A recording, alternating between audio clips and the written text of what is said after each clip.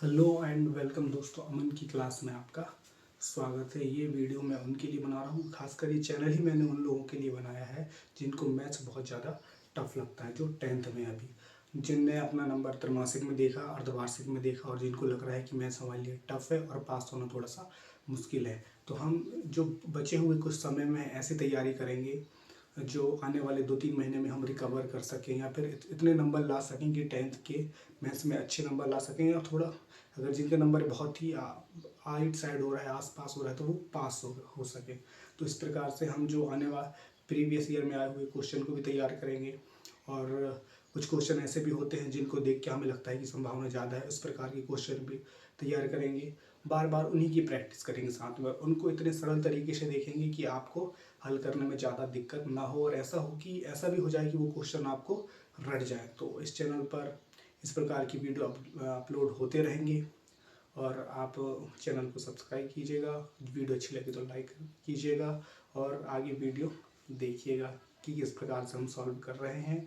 और आपको अगर कोई समस्या होती है तो इस पर आप कमेंट कीजिए, मैं पूरी कोशिश करूँगा कि आपके कमेंट के जवाब दे सकूँ और आपकी जो कोई प्रॉब्लम जहाँ समझ में नहीं आएगी उसको दोबारा मैं बता सकूँ। तो प्लीज़ वीडियो को ध्यान से देखिएगा, जहाँ समझ में ना आए वहाँ बताइएगा और हम इस पर थोड़ी सी अपने ही रूल्स बनाएंगे। इस प्रकार से रूल्स जिनको जो ऐसे रूल्स जो खुद से बना के हम उनका यूज़ करके ही हम इनको सरल करेंगे और सरल तरीके से, जिससे आपको दिमाग में बैठ जाएगी किस प्रकार से हमको हल करना है, किस प्रकार से याद रखना है। और मिनिमल से बहुत कम तरीके से कम क्वेश्चन करेंगे, जो इम्पोर्टेंट है उन्हें ही करने की कोशिश करेंगे और प्रैक्टिस ज़्यादा करेंगे। तो ठीक है, आप चैनल में बने रहिए और वीडियो को कंटिन्यू देखिएगा। Thank you so much. वार्षिक का रिजल्ट देख लिए ना, सबको समझ में आ गया क्या कि अपने बस के बाहर की है गणित। देख लिया ना किसको कितना बनता है। ठीक है, तो एक बार फिर से हम दोबारा क्या करते हैं, रीस्टार्ट करते हैं, शुरुआत करते हैं। जो छोटी छोटी चीज जहां पे हम गलती करते हैं उनको देखना है ना।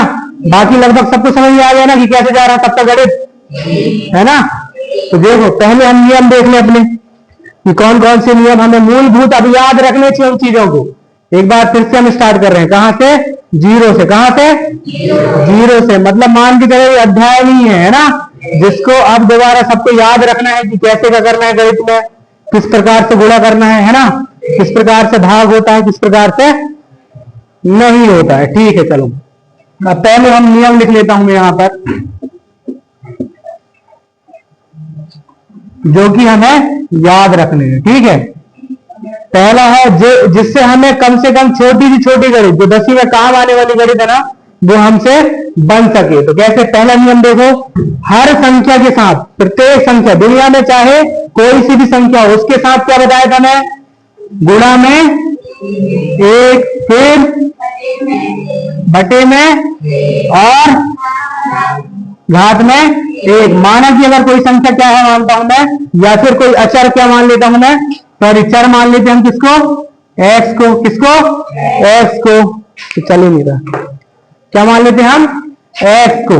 ठीक है, अब इसके साथ क्या रहता है हमेशा, गुणा में, घात में, बटे में। दिख रहा है सबको, गुणा में एक, घात में, बटे में एक। ये हो गया पहला नियम। ये हमको कंठस्थ याद होना चाहिए, है ना। ये ना हमें हमेशा पता होना चाहिए कि हर संख्या के साथ गुणा में एक, घात में एक और बटे में एक चलता है। फिर दूसरा नियम लिखने भी है, हमको लिखना भी है ना, अभी लिखेंगे और याद भी रखना है हमको। जैसे चर और अचर का गुणा, इधर हेडिंग डाल देता हूं किसका, चर और अचर का गुणा। किस किस का, चर और अचर का गुणा। ठीक है, चर का गुणा, जैसे माना कि चर क्या है यहां पर, मान ले हम एक्स। किसको मान ले हम, एक्स गुणा 2। एक्स और 2 का गुणा होता है तो क्या आता है, क्या आता है, 2x। आ गया, इतना समझ में आया। फिर 2 गुणा एक्स की घात 2, अब क्या आएगा, 2x की घात 2। फिर आगे देख लें, 3 गुणा एक्स की घात 3, इस प्रकार से दिया है घात के रूप में। फिर क्या लिखेंगे हम, 3x की घात 3। आए समझ में, चर और अचर का गुणा। ये कौन सा नियम हो गया? नियम नंबर 2। हमें मुख्य रूप से पहला तो क्या हो गया, हर संख्या के साथ गुणा में एक, भाग में, घात में। दूसरा हो गया चर और अचर का गुणा। ये हो गया। तो इससे आए उदाहरण समझ में आ गया किस प्रकार से। अब देखेंगे हम तीसरा नियम, नियम नंबर 3, चिन्हों का गुणा। चिन्हों का गुणा, ठीक है, इससे समझ जाना है। अगर समान चिन्ह एक जैसे हैं तो हमेशा धन आएगा। क्या आएगा? धन आएगा। और असमान चिन्ह है तो ऋण आता है। तो पहले देख लेते हैं, इसी के अंदर लिखता हूं मैं पहला, समान चिन्ह है मतलब धन गुणा किसका है? धन। धन और धन का गुणा। देख ले हम, 3 भी किसका है? धन का है। 2 भी किसका है? धन का है। 3 किसका है? धन का है। और 2 भी किसका है? धन का है। तो कितना आएगा? 3 दूनी 6। चिन्ह कौन सा होगा? धन होगा। दूसरा, माफ़ी चाहूँगा साथियों कि बीच में ऑडियो चली गई थी खराब माइक के कारण, जैसे कि मैंने पहले ही वार्निंग दे दिया था। तो उसके आगे मैं इस पे कुछ स्क्रीनशॉट लगा देता हूँ जिससे थोड़ा सा और ईजी हो जाए और साथ में मैं समझाने की कोशिश करता हूँ। तो जैसे हम कोई गणित को सरल करने का नियम है, पहला नियम है नियम नंबर 1 कि प्रत्येक संख्या के साथ गुणा में 1, घात में 1 एवं भाग में 1 सदैव होता है, चाहे वह चर हो या अचर हो। चर मतलब वे जो ए से लेकर हम जेड तक जो भी बोलते हैं अल्फ़ाबेट, वो कहला गया हमारे चर। और अचर मतलब जो भी संख्या रूप में है। जैसे कि एग्जांपल देख लें, 5 व एक्स। एक्स क्या हो गया हमारे लिए? एक्स हो गया चर और 5 हो गया अचर। अब 5 के साथ देखो गुणा में 1 है, 1 गुणा 5, और उसकी घात में भी 1 है, घात में 1 और बटी में भी 1 है। उसी प्रकार एक्स के साथ भी देख लो, गुणा में 1, घात में 1 और बटी में भी 1। आशा करता हूँ समझ में आ गया होगा आपको। नियम नंबर दूसरा है चर एवं अचर का गुणा। देखो, जब भी हम चर और अचर का गुणा करते हैं, ज़्यादातर बच्चे इसी में कन्फ्यूज हो जाते हैं। जैसे देखिए, 2 और x का गुणा होता है तो 2x आता है। उसी प्रकार अगर मैं चर दूसरा बदल दूं, जैसे y मैंने लिख दिया है तो 2 और y का गुणा होता है तो 2y आता है। और 2 गुणा x की घात 2, घात 2 हो गया। इससे घबराना नहीं है हमें। सेम टू सेम वैसे ही होगा जैसे बाकी ऊपर के जो गुणा किए हैं हम वैसे ही गुणा करेंगे। जैसे 2 गुणा x की घात 2 बराबर 2x की घात 2, 3 गुणा x की घात 4, घात चाहे जितने बढ़ते जाएँ तो बराबर 3x की घात 4। अब देखेंगे हम नियम नंबर तीसरा, जो कि बहुत इंपॉर्टेंट नियम है, चिन्हों का गुणा। इसके अलावा इसके बगैर गणित को हल करना बहुत ही मुश्किल होता है। तो इसको ध्यान से देखिएगा और बहुत ही ईजी है, बहुत ज़्यादा ही ईजी है। देखिए, समझने की कोशिश कीजिए। समान चिन्ह है तो धन एवं असमान चिन्ह है तो ऋण आता है। जैसे देख लीजिए, समान चिन्ह जैसे दोनों धन और धन का गुणा होता है तो क्या आता है? धन। जैसे देखिए, 3 भी धन का है, दिख नहीं रहा है लेकिन सबके पास होता है। जो धन होता है ना, दिखता नहीं है लेकिन सबके पास होता है। तो देखिए, 3 के सामने भी दिख नहीं रहा है लेकिन धन है, गुणा। 2 के सामने भी दिख नहीं रहा है लेकिन धन है। अब देखो, धन का गुणा होता है तो क्या आता है? धन। 6 के सामने भी धन आ गया है। हमेशा इधर ये चीज़ का ध्यान रखिए कि गुणा करने पर हमेशा तो 6 ही आएगा। इन 2 संख्याओं की बात कर रहा हूँ मैं, 3 और 2 का। गुणा करने पर सेम आएगा, बाकी चिन्हों का प्रयोग होने पर आप देख लीजिएगा, ठीक है। तो देखते हैं हम, 3 गुणा 2 बराबर क्या आ गया? 6। अब असमान चिन्ह का गुणा होता है तो हमेशा ऋण आता है। 1 हो गया ऋण का, ऋण गुणा धन, तो 1 हो गया ऋण का, दूसरा हो गया धन का। तो ऋण 3 गुणा 2, गुणा में तो 6 ही आ रहा है लेकिन चिन्ह कौन सा हो गया? असमान चिन्ह है, इसलिए ऋण। फिर तीसरा देखिए, दोनों समान चिन्ह है, दोनों ऋण है तो क्या आएगा? धन। ऋण का 3 गुणा ऋण का 2, तो 3 दूनी 6, लेकिन दोनों के सामने क्या है? ऋण है तो क्या आ गया? धन। चौथा, धन गुणा ऋण। अगर एक संख्या हो जाए धन का, दूसरा हो जाए ऋण का, और जब उनके गुणा होगा तो क्या आएगा? असमान चिन्ह, मतलब आएगा ऋण। संख्या हम सेम लेंगे, 3 गुणा ऋण 2 बराबर कितना आ गया? ऋण 6। क्योंकि पहला संख्या है धनात्मक, दूसरा है ऋणात्मक। और असमान चिन्ह का जब भी गुणा होता है, आंख बंद करके ऋण लिखिए। गुणा की बात कर रहा हूँ मैं, जोड़ने घटाने की बात नहीं कर रहा हूँ, तो आपको ध्यान देना है। चलिए, चौथा नियम, इनको लिखते भी जाना है आपको, ज़्यादा इजी रहेगा। स्क्रीनशॉट इसलिए मैंने लगा दिया कि आप स्क्रीनशॉट लेके भी लिख सकते हैं बाद में, या फिर साथ साथ लिखते भी चलें। जैसे लिखा है नियम नंबर 4, चिन्हों का योग एवं घटाव। मतलब जब चिन्हों से कब जुड़ता है कब घटता है, ये हमें ध्यान देना है। देखिए, समान चिन्ह है तो सदैव जुड़ेगा, एवं बड़ी संख्या के सामने का चिन्ह आएगा। समान अगर चिन्ह, दोनों के पास अगर ऋण है या फिर धन है तो हमेशा जुड़ेगा, और बड़ी संख्या के सामने जो भी चिन्ह होगा वो हमारे बराबर के उस पार आ जाएगा। यदि असमान चिन्ह एक धन का हो जाए एक ऋण का हो जाए तो सदैव घटेगा एवं बड़ी संख्या जो दोनों में बड़ी होगी के सामने का चिन्ह आएगा। जैसे देखिए ऋण 3 और ऋण 2 लिखा है, दोनों समान चिन्ह है लेकिन समान चिन्ह में क्या जुड़ेगा, तो ऋण 3 और ऋण 2 कितने हो गए, पहले तो जुड़े गया तो 3 और 2 5, लेकिन बड़ी संख्या कौन है यहाँ पर 3 है तो 3 के सामने कौन सा चिन्ह है, ऋण, तो हमने लिख दिया कितना, ऋण 5। उसी प्रकार देखिए 3 धन 2 दोनों के सामने धन है तो सदैव जुड़ेगा, तो 3 और 2 5 और बड़ी संख्या के सामने 3 के सामने कौन सा चिन्ह है, धन, तो आ गया 5। फिर तीसरा नियम, एक धन का एक ऋण का हो जाए, एक धन का हो गया एक ऋण का हो गया, तो हमें पता है घटेगा, लेकिन बड़ी संख्या के सामने कौन सा चिन्ह है, धन है, तो 3 में से 2 क्या बचेगा 1, और बड़ी संख्या के सामने कौन सा चिन्ह है, 3 के सामने है धन तो आ गया 1। फिर उसी प्रकार देख लें हम ऋण 3 धन 2 मतलब असमान चिन्ह तो घटेगा, और बड़ी संख्या कौन है 3, और 3 के सामने कौन सा चिन्ह है, ऋण, तो ऋण 1 हो गया।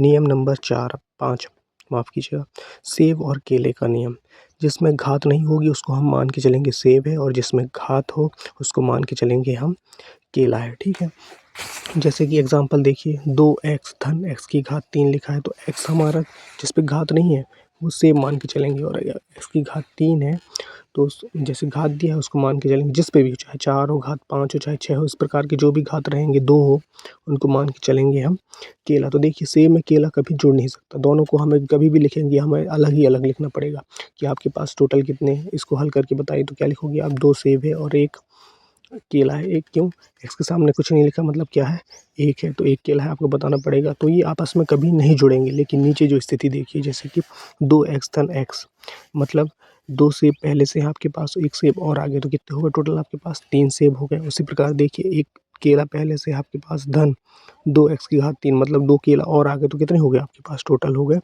3 केले। इस प्रकार हमें सिर्फ ध्यान रखना है, जिनके ऊपर घात उनको मान के चलेंगे हम केला, और जिनके ऊपर घात नहीं उनको मान के चलेंगे हम सेब। ये हमारे अपने ही बनाए हुए नियम है, समझने के लिए आप चाहे जैसे भी समझ सकते हैं, मुझे ये तरीका सही लगा तो मैंने इस तरीके से बता दिया।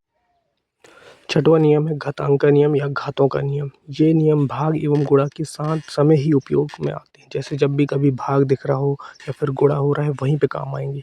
ठीक है, तो हम देखते हैं पहला है आधार समान हो और भाग हो तो घातें आपस में घट जाती हैं।